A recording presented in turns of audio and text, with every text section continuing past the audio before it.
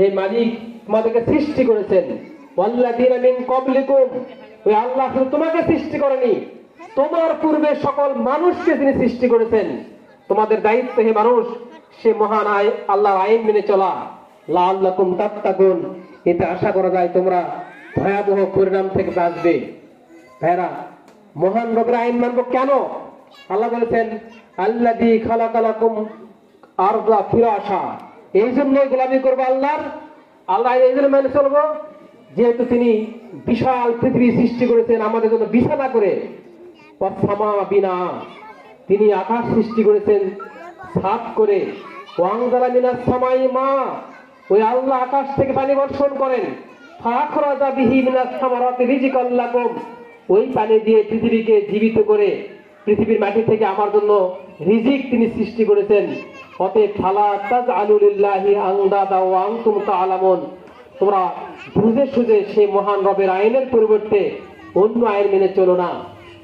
ভাইয়ের আমার, আমরা সে মহান রবের দেওয়া একমাত্র সত্য আদর্শ ইসলামের ভিত্তিতে আমাদের দেশ গড়ার জন্য আমরা ওয়াদাবদ্ধ হয়েছি। প্রিয় ভাইয়ের আমার, এই যে কাজ করতে হবে, এই দিন প্রতিষ্ঠার কাজ, এটা কোনো নফল কাজ নয়, এটা ফরজ কাজ। নামাজ পড়া তেমন ফরজ, ঠিক আল্লাহর এই জীবনে আল্লাহর দিনের ভিত্তিতে, আল্লাহর আইনের ভিত্তিতে দেশ গড়ে তোলা, সমাজ গড়ে তোলা আল্লাহর ফরজ নির্দেশে এটা নামাজের মতোই ফরজ। যেহেতু আল্লাহ বলেছেন আকিমুস সালাত, নামাজ কায়েম করো। এই আকিমুস সালাত শব্দের মাধ্যমে নামাজ ফরজ হয়ে যায়। ওই আল্লাহ বলেছেন আকিমুদ্দিন, দিন কায়েম করো, আমার দেওয়া ইসলামকে পৃথিবীতে চালু করো। অতএব ইসলাম চালু করার জন্য যা যা করার এগুলো করা আমাদের প্রত্যেকের ফরজ দায়িত্ব। প্রিয় ভাইয়ের আমার, তাই তো আল্লাহ অন্য জায়গায় বলেছেন ওয়াজাহিদু ফিল্লাহি হাক্কা জিহাদিহি ওয়াজতাবাকুম, তোমরা আমার এই পৃথিবীতে আমার দিন বিজয়ী করার জন্য চেষ্টা করো, চেষ্টা করার মতো চেষ্টা করো, জিহাদ করো, জীবনের সকল শক্তিতে চেষ্টা করো। ওয়াজতাবাকুম, আমি আল্লাহ তোমাকে এই কাজেই নিয়োগ দিয়েছি। মুসলিম জাতির এইটি আমাদের স্পেশাল দায়িত্ব, এই দায়িত্বের জন্য আমাদের মর্যাদা, শ্রেষ্ঠত্ব।